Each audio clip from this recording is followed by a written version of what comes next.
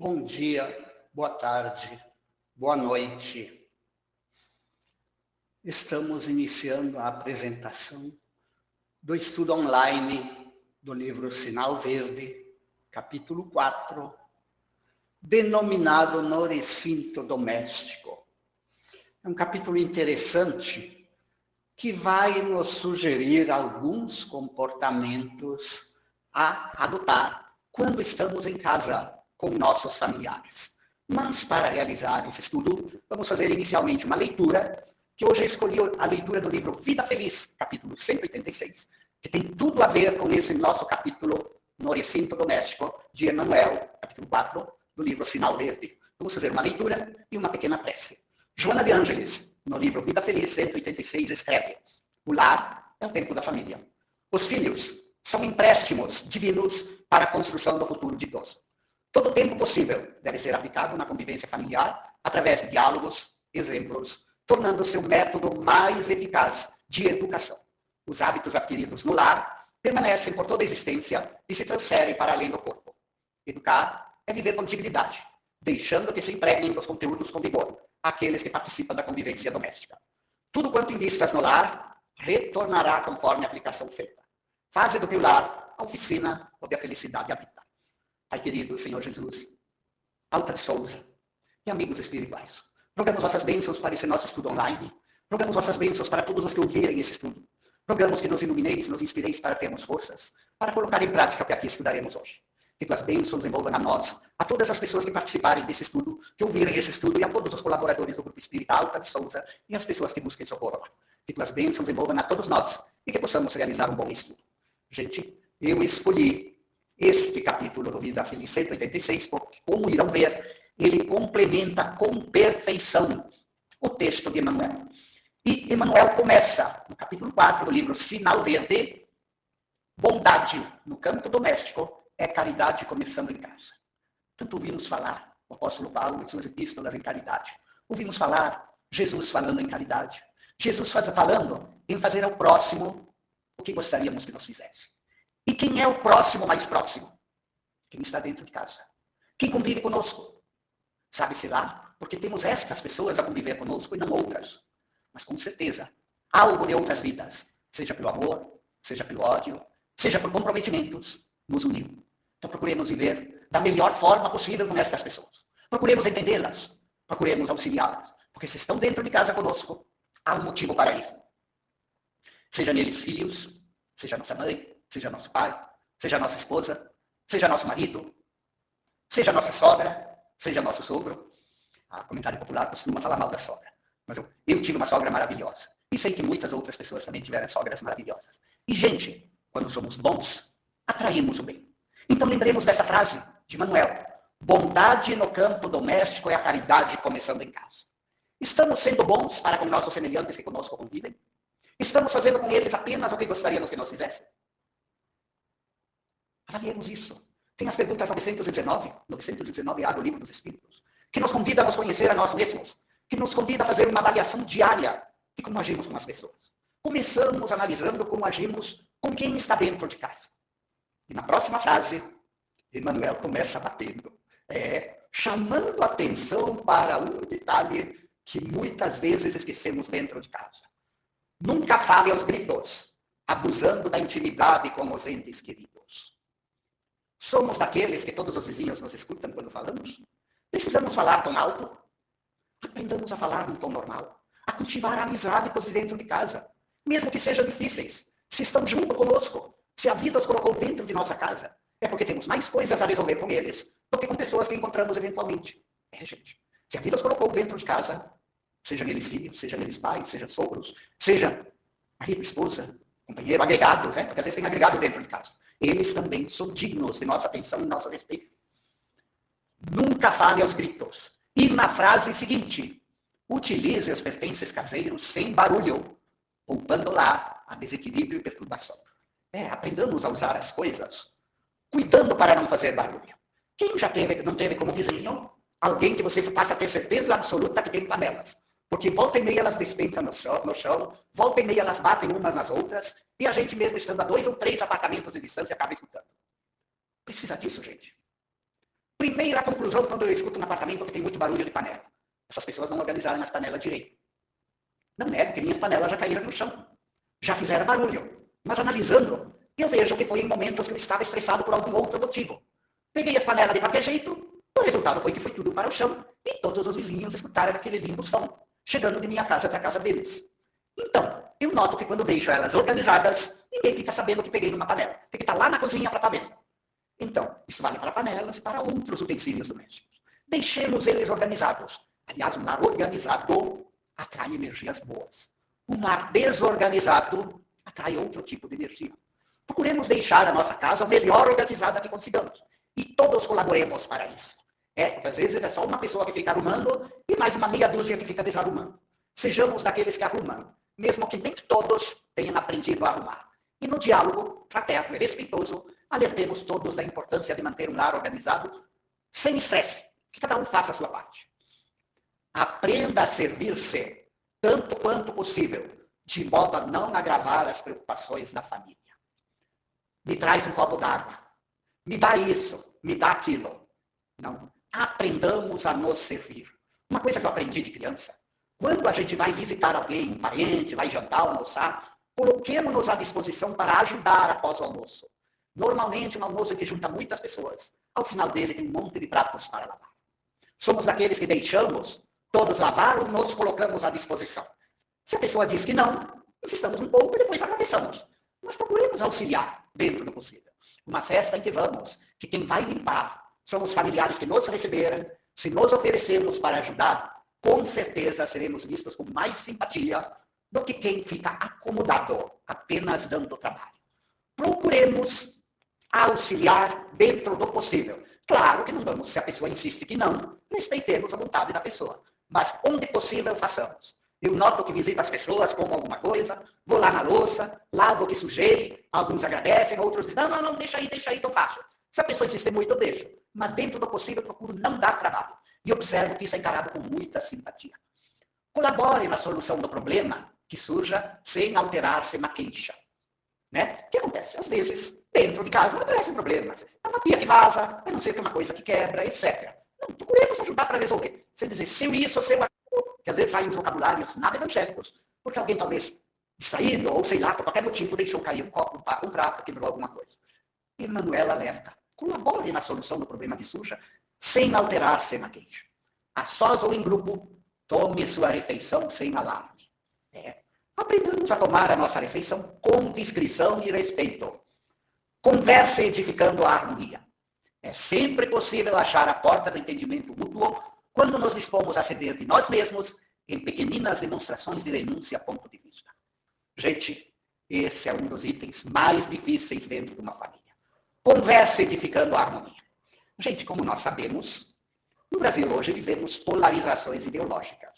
E às vezes determinados familiares se preocupam com uma ideologia e demonizam os da outra. E outros se preocupam com outra ideologia, que demoniza na primeira. Eu sei de casais que se separaram porque o marido votou em um personagem, a esposa em outro. Ao irem fazer o divórcio, eu não posso tolerar ele porque votou no fulano. Ele é isso, ele é aquilo, e lá saíram os adjetivos. E vice-versa. O advogado teve que acalmar os personagens para tentar fazer um divórcio não tão conflituoso. Não foi muito pacífico, mas resolveu. Gente, separar por opinião política, nenhum dos políticos idolatrados sabe da existência dos dois personagens imaturos que se separaram por fanatismo ideológico. A única ideologia que um espírita digno deve seguir é a de Jesus. Fazer aos outros o que gostaríamos que nos fizessem. Nunca fazer a outro o que não admitiríamos que fizessem conosco. Esta é a única ideologia que funciona. Fazer aos outros o que gostaríamos que nos fizessem. Nunca fazer ao outro o que não admitiríamos que fizessem conosco. E ainda por cima, a cada um de acordo com suas obras. Nesse mundo ideológico, A idolatra político X. B idolatra político Y. Mas tenha certeza, são dois seres humanos como nós. Um acredita numa ideologia, outro acredita na outra. Ambos têm defeitos e qualidades. E para eles também valerá a regra. A cada um de acordo com suas obras. Procuremos fazer bem feita a nossa parte. O restante Deus cuida. Por que vou me preocupar com A ou com B? Vou cuidar dentro do meu lar, dentro da minha área de responsabilidade para fazer segundo a ideologia de Jesus. Amar a Deus sobre todas as coisas, ao próximo como a nós mesmos, fazer ao outro o que gostaríamos que nos fizessem, nunca fazer ao outro o que não admitiríamos que fizesse conosco, perdoar 70 vezes 7 e lembrar que a cada um de acordo com suas obras. Então, que pelo menos as minhas obras justifiquem algo um pouco melhor para mim. Agora, conversa edificando harmonia também vale para outras conversas. Observe o que lemos no livro Vida Feliz hoje. No livro Vida Feliz, a terceira frase do livro Vida Feliz diz: todo o tempo possível deve ser aplicado na convivência familiar, através dos diálogos, dos exemplos, tornando o seu método mais eficaz de educação. E, Joana acrescenta, os hábitos adquiridos no lar permanecem por toda a existência e se transferem para além do corpo. Se existem pontos sensíveis, que A perde as estribeiras quando se fala, e outros que B perde as estribeiras, evitemos tocar nestes pontos sensíveis. Mas lembremos de forma impessoal, a cada um de acordo com suas obras. Lembremos de forma impessoal que a vida continua e, além desta vida, todos prestarão contas do bem e do mal que hajam feito. É a melhor forma de encerrar qualquer discussão. E quando alguém diz, não, acho que não tem nada. E o que você acha do Chico Xavier? Perguntemos o que a pessoa acha do Chico Xavier. Eu tive a oportunidade de conversar com várias pessoas que se consideram materialistas, que acham que não tem nada, etc. Isso no mundo atual, infelizmente, tem muito hoje. No mundo atual, infelizmente, o materialismo anda muito espalhado aí. Quando pergunto, uma pessoa que renunciou a si mesmo, que conversava com os espíritos, que veio muito filho, consolar os pais, que tinha partido para outro lado, o que você tem a dizer a respeito disso? A pessoa ficava quieta. Por quê? Ia contra as suas convicções. Mas o ato da pessoa ficar quieta, né? O ato da pessoa ficar quieta já mostra que uma semente caiu na alma dela. E no momento mais adequado, essa semente irá frutificar. Eu já vi materialista convicto na década de 70, após o ano 2000, espírita convicto, fazendo o seu melhor. Algo aconteceu entre a década de 70, quando o sujeito tinha certeza que morreu, acabou, e a década de 2000, onde ele era um sujeito bastante ativo na casa espírita que ele frequentava. Algo aconteceu. Não sei o que foi, porque não tive a oportunidade de conversar, mas eu sei que a espiritualidade sabe trabalhar a consciência de cada um. Aí, outra coisa interessante. Quantas vezes um problema aparentemente insolúvel pede tão somente uma palavra calmante para ser resolvido? Gente, aprendamos a fortalecer nossa fé e a olhar da forma mais calma e pacífica possível para os problemas. Às vezes um problema aparentemente sem solução, um olhar um pouco diferente, mais calmo, uma pequena prece ao lado dele, ajuda a encontrar meios muito mais fáceis de resolver. Já enfrentei várias situações que na hora eram insolúveis. Aí lembrei de fazer uma prece. Ia dormir, no dia seguinte tinha um outro caminho para resolver. E quando chegava na hora, estava resolvido. Outra coisa aqui, mais um conselho difícil. Abstenha-se de comentar assuntos escandalosos ou inconvenientes. Quanto tempo, muitas vezes, perdemos para falar da vida alheia? Falar do último escândalo, né? Falar do último escândalo. Quantas vezes perdemos tempo com isso? Quanto tempo perdemos nas mídias sociais a pesquisar assuntos escandalosos e inconvenientes? Não faltam vídeos, não faltam reportagens, não faltam programas explorando esses assuntos. O que ganhamos com isso? A não ser intoxicar a nossa alma. Porque ao nos deliciar sobre assuntos escandalosos ou inconvenientes, estamos baixando a vibração para o nível daquele assunto. E aí, às vezes, perdemos tempo pensando, mas se fosse comigo, mas se não sei o quê. Nessa hora, estou intoxicando minha mente. Procuremos reportagens leves, vídeos mais leves, coisas educativas. Porque aquela coisa escandalosa não vai trazer boas vibrações para a nossa alma. Aí vimos uma coisa escandalosa, chegamos em casa, naquela vibração podemos trazer uma desarmonia para dentro do lar. Sim, gente. As coisas imitem vibrações segundo o padrão em que aconteceram. Em matéria de doenças, fale o estritamente necessário. Gente, no assunto doença, quando ficamos esmiuçando demais as doenças, acabamos vibrando na sintonia dessas doenças. E podemos atraí-las para nós. O pensamento é força, o pensamento é energia. Ele atrai aquilo em que fixamos nosso pensamento. Digamos apenas o estritamente necessário no assunto doenças. Nós não somos médicos. O médico com certeza estudou para descobrir um jeito de resolver. Procure algum detalhe caseiro para louvar o trabalho e o carinho daqueles que lhe compartilham a existência. Gente, um pequeno elogio de vez em quando. Como está gostosa a sua comida. A casa está bonita. Você está com uma roupa linda. Gostei da sua fala. Algum elogio assim, procuremos algum detalhe para elogiar algo nas pessoas que conosco convivem. Tenho certeza que a pessoa se sente valorizada, se sente respeitada, porque todos nós sentimos necessidade de respeito e amor. Então procuremos incentivar quem conosco convive. Não se aproveite da conversação para entristecer apontamentos de crítica ou censura, seja que quer que seja.